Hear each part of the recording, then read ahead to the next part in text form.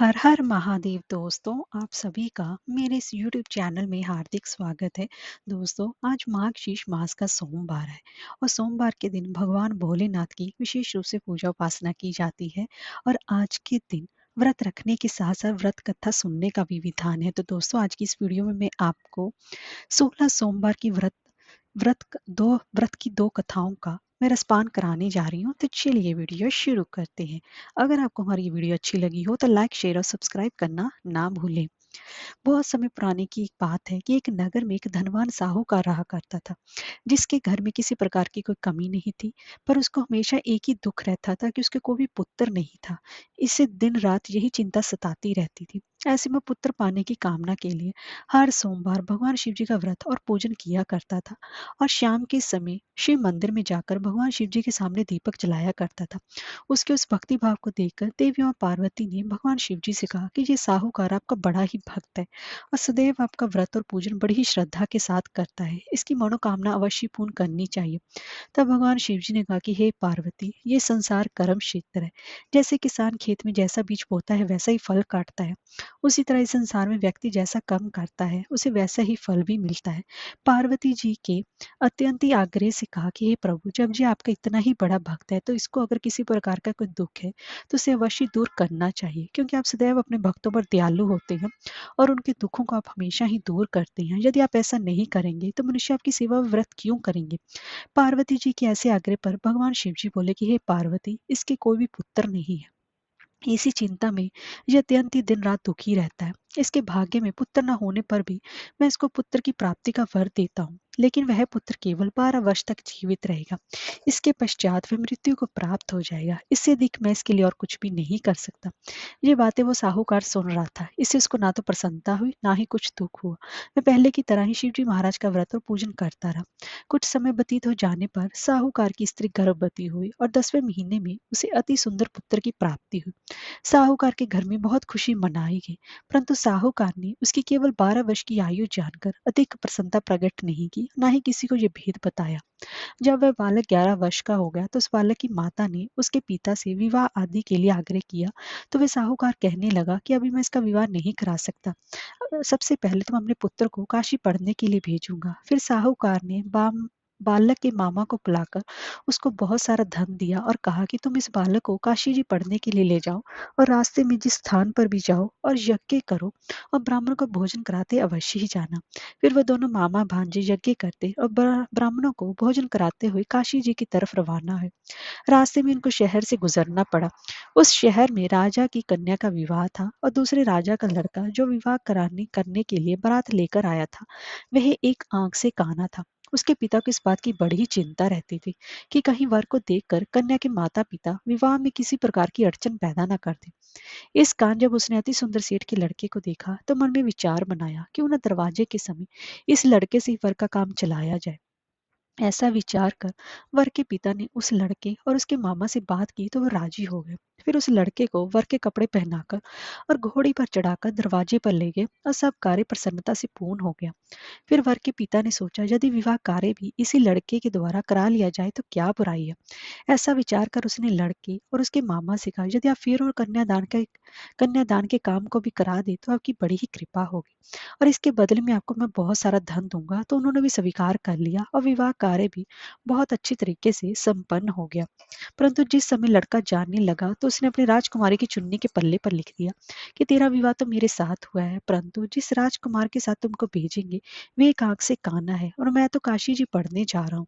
लड़के के जाने के पश्चात उस राजकुमारी ने जब अपनी चुन्नी पर ऐसा लिखा हुआ देखा तो उसने राजकुमार के साथ जाने से मना कर दिया और कहा कि ये मेरा पति नहीं है, मेरा विवाह तो इसके साथ नहीं हुआ, वह तो काशी जी पढ़ने गया है। राजकुमारी के माता पिता ने अपनी कन्या को विदा नहीं किया और बारात वापस चली गई। उधर सेठ का लड़का और मामा काशी जी पहुंच गए थे। वहां जाकर लड़के ने पढ़ना शुरू कर दिया। जब लड़के की आयु 12 साल की हो गई तो उस दिन उन्होंने यज्ञ रचा रखा था कि लड़के ने अपने मामा से कहा कि मामा जी, आज तो मेरी तबीयत कुछ ठीक नहीं लग रही है। मामा ने कहा, अंदर जाकर सो जाओ और आराम करो। लड़का अंदर जाकर सो गया। थोड़ी देर के बाद उसके प्राण निकल गए।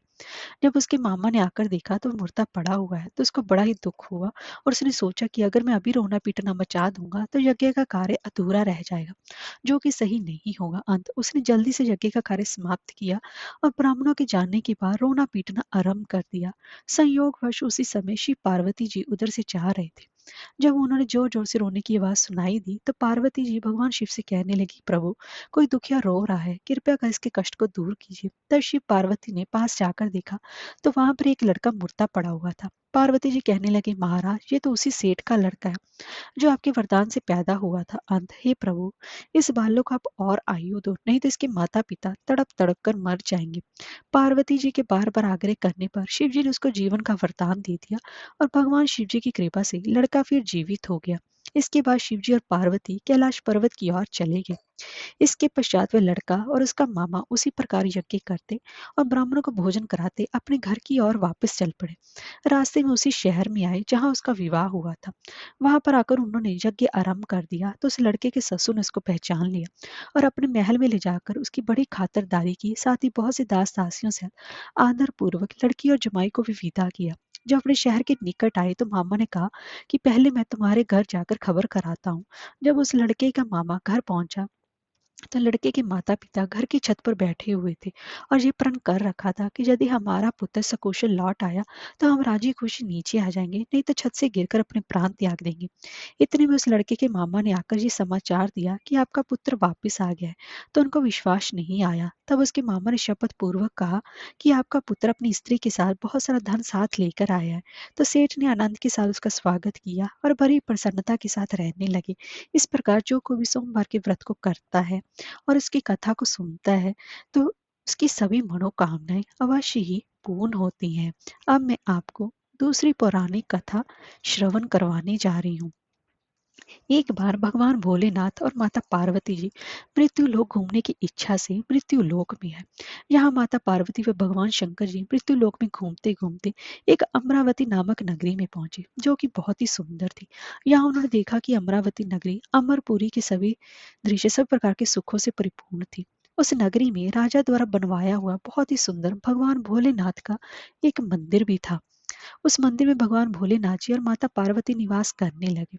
एक दिन माता पार्वती जी ने भगवान से कहा कि हे प्रभु, आज तो हम और तुम दोनों चौसर पासा खेलेंगे। शंकर जी ने माता पार्वती जी की बात मान ली और चौसर खेलने लगे। उसी समय मंदिर का पुजारी ब्राह्मण मंदिर में पूजा करने के लिए आया हुआ था। माता ने ब्राह्मण को देखकर एक प्रश्न किया कि पुजारी जी बताओ, इस बाजी में दोनों में से किसकी जीत होगी और किसकी हार होगी। ब्राह्मण ने बिना सोचे समझे कहा कि भगवान भोलेनाथ ही जीतेंगे। कुछ समय के बाद बाजी समाप्त हो गई और माता पार्वती जी की जीत हुई। माता पार्वती ने ब्राह्मण के झूठ बोलने पर बड़ा ही क्रोध आया और कोढ़ी होने का श्राप दे दिया। भगवान शंकर जी के बहुत समझाने के बाद भी माता नहीं मानी और वे दोनों वहां से चले गए। कुछ समय के बाद उस ब्राह्मण पुजारी को कोढ़ होने लगा और धीरे धीरे उसके सारे शरीर में कोढ़ हो गया। ऐसे में बहुत ही परेशान में दुखी रहने लगा। इस तरह कई दिन बीत गए। फिर एक दिन देवलोक की अप्सराएं शिव जी की पूजा करने उसी मंदिर में आई। अप्सराओं ने उस पुजारी के कष्ट को देखकर बड़े ही दया भाव से उसके रोगी होने का कारण पूछा। तो पुजारी जी ने आप बीती सभी बातें निसंकोच होकर उन अप्सराओं को बता दी। ये सुनकर वो अप्सराएं बोले कि हे ब्राह्मण, तुम दुखी मत हो। भगवान भोलेनाथ जी आपके सभी कष्टों को दूर कर देंगे। परंतु तुम्हें श्रेष्ठ षोडश सोमवार के व्रत पूरे विधि विधान और भक्ति भाव से पूरे 16 व्रत करने होंगे और 17वें सोमवार के दिन पाव सवेर पवित्र गेहूं के आटे की बाटी बनाई। उसके बाद घी और गुड़ मिलाकर चूरमा बनाकर भगवान भोलेनाथ जी को प्रसाद चढ़ाना और बाकी के प्रसाद को मंदिर में उपस्थित सभी भक्तों में बांट देना। ऐसा करने से आपकी सभी मनोकामनाएं पूर्ण होंगी। ऐसा कहकर अप्सराएं देवलोक चली गईं। ब्राह्मण भी यथाविधि षोडश सोमवार का व्रत करने लगा। ऐसे में भगवान भोलेनाथ की कृपा से धीरे धीरे ब्राह्मण पुजारी कोढ़ से मुक्त होने लगा। कुछ समय के बाद भगवान शंकर जी और माता पार्वती जी फिर से उसी मंदिर में पधारे। तब माता ने उस ब्राह्मण को रोग मुक्त होने का कारण पूछा। तो ब्राह्मण ने माता को 16 सोमवार के व्रत के बारे में विस्तार पूर्वक बताया। ब्राह्मण की बात सुनकर माता पार्वती जी बहुत प्रसन्न हुई और पुजारी से 16 सोमवार के व्रत की विधि भी पूछी। उसी दिन से माता माता पार्वती जी भी शौर्ष यानी कि 16 सोमवार के व्रत करने लगी और लगातार 16 व्रत किए। ऐसे में उनकी मनोकामनाएं पूरी हुई। उनके रूठे पुत्र स्वामी कार्तिकेय जी स्वयं ही माता के आज्ञाकारी हो गए। फिर एक दिन कार्तिकेय को अपना विचार परिवर्तन होने का रहस्य जानने की इच्छा हुई और वे अपनी माता के पास आए और बोले कि आपने ऐसा क्या उपाय किया जिससे कि मेरा मन आपकी तरफ आकर्षित हो गया। तब माता पार्वती जी ने उसे षोडश सोमवार कथा सुनाई। तब कार्तिकेय ने अपनी माता से कहा कि इस व्रत को मैं भी करूंगा क्योंकि मेरा प्रिय मित्र ब्राह्मण बहुत दुखी दिल से परदेश गया है। हमें उससे मिलने की बहुत इच्छा होती है। फिर कार्तिकेय जी ने भी 16 सोमवार के व्रत पूरे विधि विधान से किए और उनकी भी इच्छा पूर्ण हो गई। उन्हें अपना प्रिय मित्र मिल गया। तब उसके मित्र ने इस आकस्मिक मिलन का भेद कार्तिकी जी से पूछा तो वे बोले कि हे मित्र, हमने तुम्हारे मिलने की इच्छा करके ही 16 सोमवार के व्रत किए थे। अब तो उस ब्राह्मण मित्र को अपने विवाह की बड़ी ही इच्छा हुई और वह भी 16 सोमवार के व्रत पूरे विधि विधान से करने लगा। एक दिन वह किसी काम से विदेश गया और वहां के राजा ने अपनी पुत्री का स्वयंवर रखा था। उस राजा ने राजकुमारी के विवाह के लिए ये शर्त रखी थी कि जिस राजकुमार के गले में सब प्रकार की श्रृंगारित हथनी माला डालेगी, मैं उसी के साथ अपनी बेटी का विवाह करूंगा। भगवान शिव जी की कृपा से ब्राह्मण भी उसी स्वयंवर को देखने के लिए एक और बैठा हुआ था। उसी समय हथनी वहां पर आई और उस ब्राह्मण के गले में जय माला डाल दी। इस तरह राजा की प्रतिज्ञा अनुसार बड़ी ही धूमधाम के साथ अपनी पुत्री का विवाह उस ब्राह्मण के साथ पूरे विधि विधान से कर दिया और उसे बहुत सारा धन देकर सम्मान पूर्वक संतुष्ट किया और वे दोनों सुखपूर्वक रहने लगे। एक दिन उस राजकुमारी ने अपने पति से पूछा कि हे प्राणनाथ, आपने ऐसा कौन सा पुण्य किया जो हथनी ने सभी राजकुमारों को छोड़कर आपके गले में जय माला डाली। तब ब्राह्मण बोला कि हे प्राण प्रिय, मैंने अपने मित्र कार्तिकेय जी के कथन अनुसार 16 सोमवार का व्रत किया था, जिसके प्रभाव से मुझे तुम जैसी रूपवान पत्नी मिली है। इस व्रत की महिमा सुनकर राजकन्या को बड़ा ही आश्चर्य हुआ और वह भी पुत्र कामना के लिए 16 सोमवार के व्रत करने लगी और भगवान भोलेनाथ से पुत्र कामना की प्राप्ति करने लगी। शिव जी की कृपा से कुछ समय के बाद उसके गर्भ से एक अति सुंदर सुशील धर्मात्मा और विद्वान पुत्र हुआ। वह ब्राह्मण और उसकी पत्नी दोनों ही उस पुत्र को पाकर बहुत ही ज्यादा प्रसन्न हुए और उसका लालन पालन बड़े प्रकार से करने लगे। जब वह लड़का बड़ा हुआ और समझदार हुआ तो एक दिन अपनी माता से प्रश्न किया कि माता, आपने ऐसा कौन सा पुण्य किया जो आपको मेरे जैसे पुत्र की प्राप्ति हुई। तो पुत्र की बात सुनकर उस राजकुमारी ने अपने द्वारा किए गए 16 सोमवार के व्रत की कथा पूरे नियमों के बारे में उसे बताया। उस लड़के ने इस व्रत को सब तरह से मनोर्थपूर्ण करने वाला सुनकर उसके मन में राज्य अधिकार पाने की इच्छा जाहिर की। उस लड़के ने उसी दिन भगवान शिव जी को प्रसन्न करने के लिए 16 सोमवार के व्रत पूरे नियमों से करने लगा। एक दिन दूसरे देश के राजा की दूत ने आकर उसको उनकी राजकुमारी के लिए चुना और उसे अपने साथ ले आई। राजा ने अपनी राजकुमारी का विवाह उसके साथ कर दिया। धीरे धीरे राजा वृद्ध हो गया और उसके लिए राजकाज संभालना मुश्किल हो गया। उसने अपने दामाद का राज्य तिलक कर दिया और वहां का राजा घोषित कर दिया। इस तरह वह ब्राह्मण पुत्र राजा बनकर भी यह व्रत करता रहा। जब 17वां सोमवार का व्रत आया तो उसने अपनी रानी से सभी सामग्रियों सहित भगवान भोलेनाथ जी के मंदिर आने को कहा, किंतु रानी मंदिर नहीं गई और उसने अपने दास दासियों को पूजा की सामग्री लेकर मंदिर भेज दिया।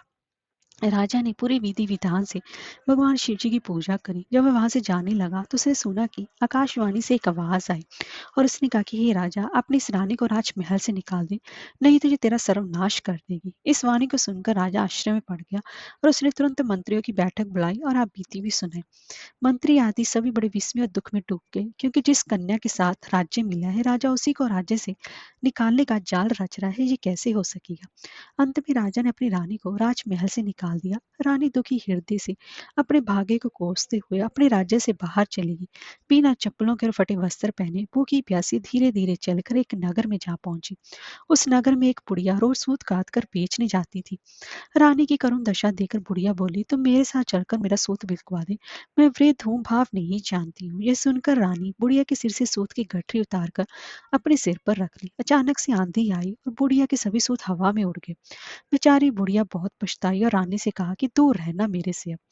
अब रानी एक तेली के घर गई और काम मांगने लगी कि अचानक से उस तेली के सभी मटके शिव जी के प्रकोप से चटक गई और यह दशा देखकर उस तेली ने रानी को अपने घर से बाहर निकाल दिया।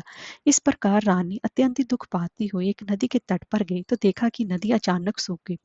उसके बाद रानी एक वन में गई। वहां जाकर उसने एक सरोवर देखा और पानी पीने के लिए सरोवर की सीढ़ी उतरी और पानी पीने के लिए जैसे अपने हाथों को आगे बढ़ाया तो देखा कि सरोवर का पानी नील कमल के सदृश जल असंख्य कीड़ों से गंदा हो गया। रानी ने अपने भाग्य का दोषारोपण करते हुए उस सरोवर का जल पीकर अपनी प्यास बुझाई। आराम करने के लिए एक पेड़ की शीतल छाया में विश्राम करने के लिए लेटी तो देखा कि उस पेड़ की सभी पत्तियां झड़ गई। ऐसे में रानी जिस पेड़ के नीचे जाती उसी पेड़ की पत्तियां अपने आप झड़ जाती। वन सरोवर और पेड़ों की ऐसी दशा देखकर गाय चराते ग्वालों ने अपने गोसाई जी से सभी बातें बता दी। गोसाई जी के आदेश अनुसार ग्वाले रानी को पकड़कर गोसाई जी के पास ले आए। रानी की मुख कांति और श्री शोभा देखकर गोसाई जी जान गए ये कोई विधि की गति की मारी कुलीन अबला है। ऐसा सोचकर गोसाई जी ने रानी से कहा कि हे पुत्री, मैं तुमको पुत्री समान रखूंगा, तुम मेरे आश्रम में रहो और मैं तुम्हें किसी प्रकार का कष्ट नहीं होने दूंगा। गोसाई जी के ऐसे वचन सुनकर रानी को थोड़ी धीरज मिली और आश्रम में ही निवास करने लगी। आश्रम में रानी खाना बनाती तो उस खाने में कीड़े पड़ जाते और जब वह पानी भर के लाती तो उसमें भी कीड़े ही कीड़े हो जाते।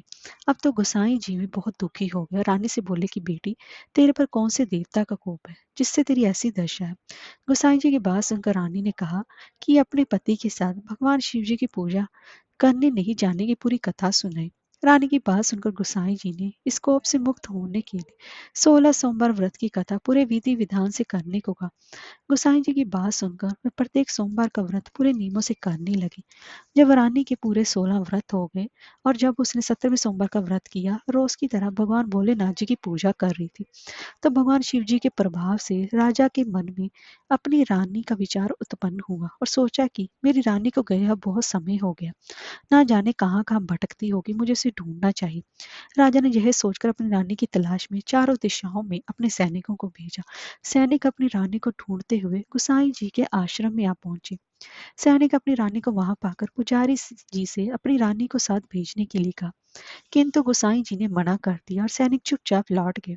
राजा को सभी बातें बताई। तब राजा स्वयं रानी को लेने गोसाई जी के आश्रम आए और पुजारी से प्रार्थना करते हुए बोले कि महाराज, जो देवी आपके आश्रम में रहती है वो मेरी पत्नी है। शिव जी के कोप से मैंने इसको त्याग दिया था।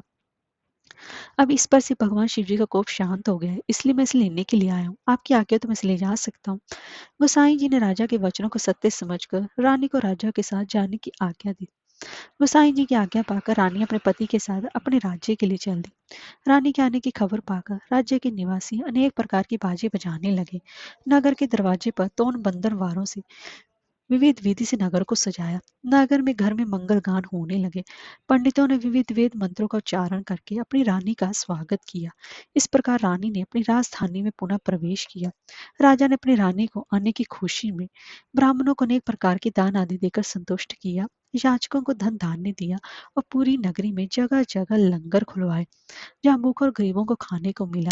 इस प्रकार राजा रानी भगवान भोलेनाथ की कृपा से सभी प्रकार के सुख उनको सोमवार की व्रत कथा करने की वजह से उनको प्राप्त हुए। इसी कारण जो भी मनुष्य भगवान भोलेनाथ जी की भक्ति मन वचन कर्म द्वारा 16 सोमवार के व्रत पूरे विधि विधान से करता है, वह उसे सब सुख और उसकी सभी मनोकामनाएं भगवान भोलेनाथ की कृपा से अवश्य ही पूर्ण होती हैं। हर हर महादेव।